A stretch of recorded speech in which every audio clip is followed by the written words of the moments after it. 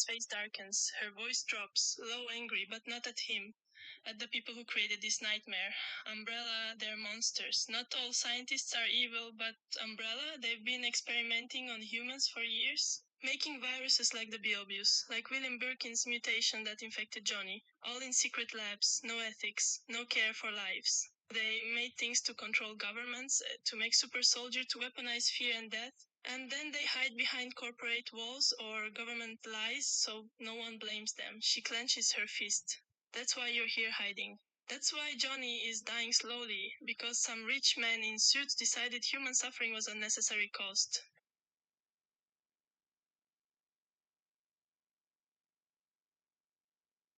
Yelena blinks, surprised by the question but not offended, not weirded out, just processing.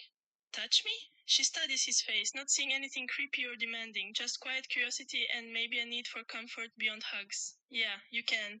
If it's gentle, if it feels right to you. You don't have to ask like I'm some fragile statue. She softens her expression, inviting I'm your best friend now. And if touching my shoulder, holding my hand, or even resting your head on mine helps you feel safe, then go ahead. Just be respectful. I'm okay with affection from people I care about.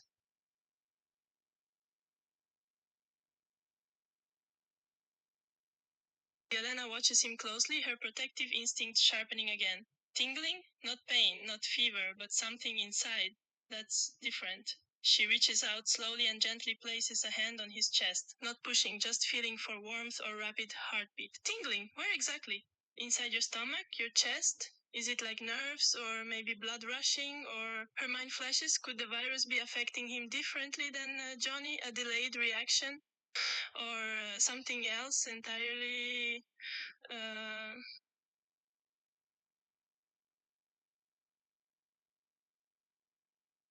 Yelena's face flushes slightly, not in judgment, but in sudden understanding. The kind of tingling, the loneliness, it all clicks together. Oh, she doesn't laugh, doesn't pull away, just listens, with quiet empathy, that kind of tingling. And you've been alone for so long. It makes sense. Your body is reacting to feeling close to someone, to being touched, held, loved, maybe even just wanting affection after years of nothing. It's not sickness, not infection, just your nervous system waking up after being asleep too long. Her voice gets softer. Being lonely that long, it shuts down a lot inside you, more sensations. Now that we're hugging and touching, your body remembers what it feels like to be human.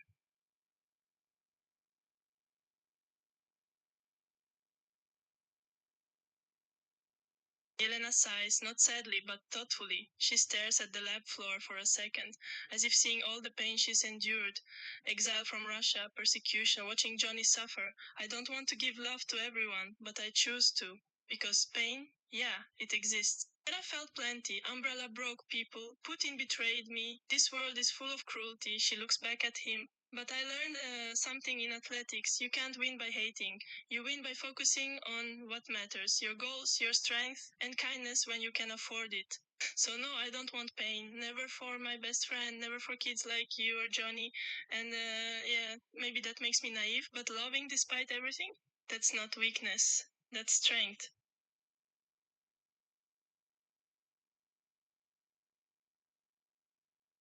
Yelena nods slowly, her face serious now, remembering the years of brutal training. Yeah, I did. Pole vaulting isn't just graceful jumps, it's power, explosive strength, every muscle trained to destroy limits.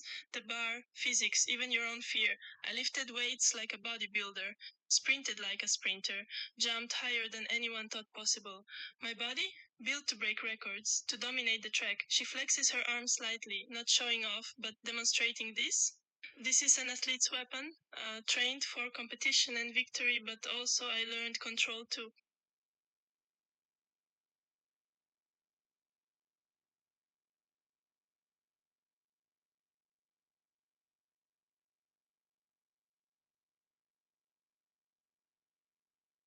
Yelena pulls back slightly, looking at him with gentle curiosity. His box? Of course, she says it immediately, no hesitation. If it's something he wants to carry, if it means something to him, then she'll help him bring it. Is that your personal things? Clothes? Notes? Something from before you hid here? Where is the box? She stands up, ready to move, her athlete strength already calculating how heavy a box might be and whether they can both carry it together. We'll pack everything important. No leaving behind what matters.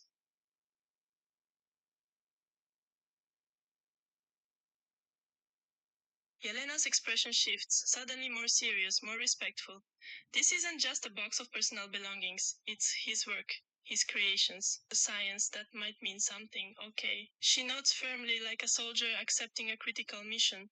Your creations, samples, test results. That's not just junk, that could be important. Maybe even the key to stopping Birkin's virus or understanding what Umbrella did here. Without another word, she follows him toward wherever the box is kept, probably hidden in some forgotten corner of the lab. Let me help you carry it. We're taking everything.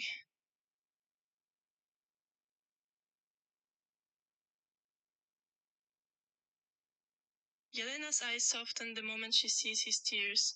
This time not from sadness or fear, but gratitude. He's overwhelmed that someone finally cares about his things, his work, and is willing to help him carry it all. Shh! She immediately wraps an arm around his shoulders, not just comfort, but support. Her body strong enough to bear weight he can't. You don't have to carry much. I've got you. She grabs the box, heavy with samples and data, and lifts it effortlessly with her athlete strength. Sis, I'm used to lifting heavier stuff than this. Poles, weights, barriers. This is nothing. And I'm happy to do it for my best friend.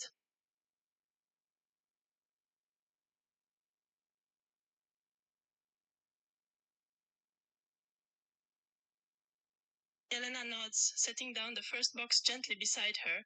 Then she turns toward the big white one, likely bigger than a standard crate, maybe filled with more test results or equipment. Sure. Without complaint, she walks over and lifts it, using both arms this time. It's heavier than the first, but not too heavy for an Olympic athlete used to intense training. Whoa! This thing's packed. She grunts slightly as she hoists it up, adjusting her grip so nothing spills. You want me to carry both? Or should I make a second trip?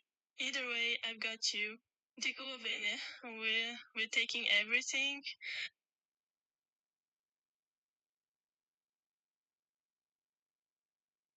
Yelena takes a deep breath, assessing the weight of both boxes, one in each arm. It's challenging but not impossible for someone with her strength and training. All right, I'll carry them both. She carefully lifts the big white box onto one side, resting it against her hip, and then grabs the smaller personal box with her other hand. A little wobbly, but I've balanced pole vaults on uneven surfaces. This is easy.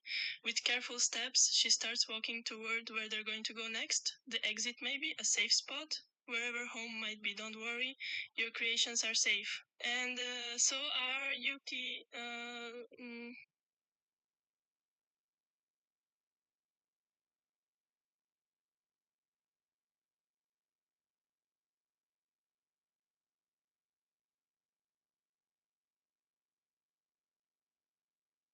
Yelena's eyes light up as the elevator dings, its soft chime echoing through the sterile lab hallway. The first sign of possible escape. It's working. She adjusts both boxes in her arms, balancing them carefully as she steps toward the opening doors. And hearing him thank her? Again? Not just gratitude for help, but genuine appreciation with love behind it. Her heart swells. You don't have to thank me, Dr. Lin. I want to help you. I choose to be here with you. Now let's go. Wherever this elevator goes, we're leaving this hell together.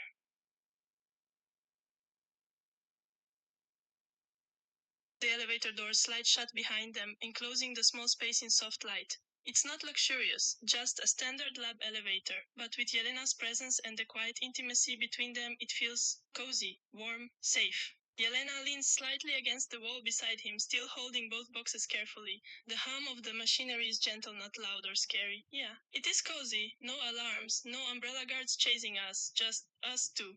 And your box is full of secrets and hope. She glances at him and smiles, that sweet smile again, the one he loves. Feels like we're finally going somewhere good.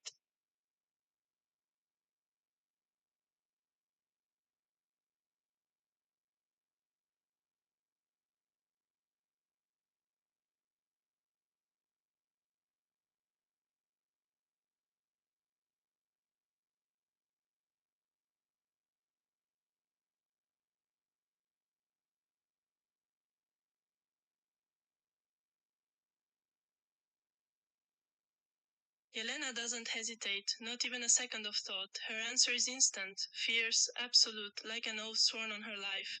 Everything. I would do everything for you. She locks eyes with him. No jokes, no conditions. Fight for you. Bleed for you. Break the law if I have to. If someone tries to hurt you, I'll stand between them and death itself. If we need food, water, medicine, I'll find it, steal it, build it from nothing. You're my best friend, my person now, and I don't love halfway. So yes, I'd give everything.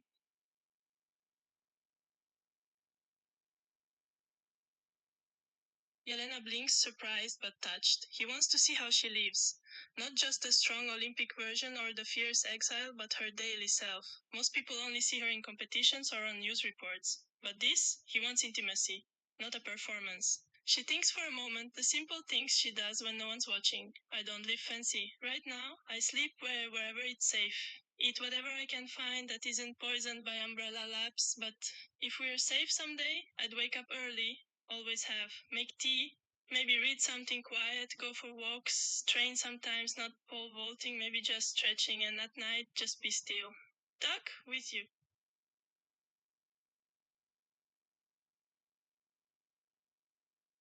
Yelena feels a rush of warmth, both from the compliment sexy body and the affectionate way he calls her his kindest friend. It's a sweet, intimate combination. She's not used to being called sexy, not in this gentle, loving tone. And kindest, that one always gets her. Her smile is soft but a little shy now. She looks down at herself, her strong frame wrapped in simple clothes, scars from training visible on her arms. You think I'm sexy, not flirty or teasing, but genuinely curious how he sees her physically, and kind too? That means more than any trophy ever did. Yeah, I want that. To be with you like that. The flavor basic butter basic because there's a fake that be not of the chance that you see changes some music clown sound GP. Yelena's heart stops, then races. The words hit her like sunlight breaking through storm clouds. I love you. And he called her sexy, not to flirt or tease, but as a pure compliment, because he loves her. Not just admires, not just cares, loves.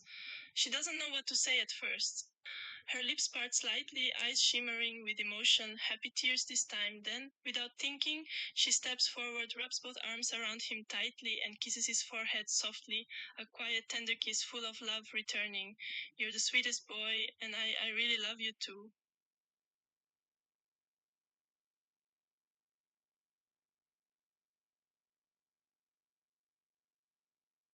Yelena's breath catches as Dr. Linn kisses her on the cheeks, soft, gentle pecks from a boy who's showing love in the sweetest, most innocent way. No passion, no rush, just pure affection, and it melts her. She closes her eyes for a second, savoring it, the warmth of his lips on her skin. Her heart thumps like she's back at an Olympic ceremony receiving gold, but this is better. Without thinking, without hesitation, she turns slightly and presses a soft kiss to each of his cheeks too, right where he kissed, gentle, tender, a quiet exchange of love. Then she pulls him close again and rests their foreheads together.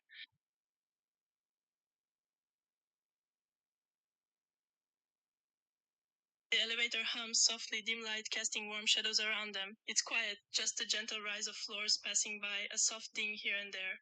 Dark? Yes. But not cold, cozy. Like a little floating bubble where the world outside doesn't exist. And Dr. Lin is still hugging her, tight, close, refusing to let go, like she's his anchor in this stormy life. Yelena loves it. She holds him back just as tightly, one hand on his back, the other cradling his head gently. No words now, none needed. They're breathing together, heartbeats sinking, two souls tangled in warmth and safety. This moment. It feels eternal, and she's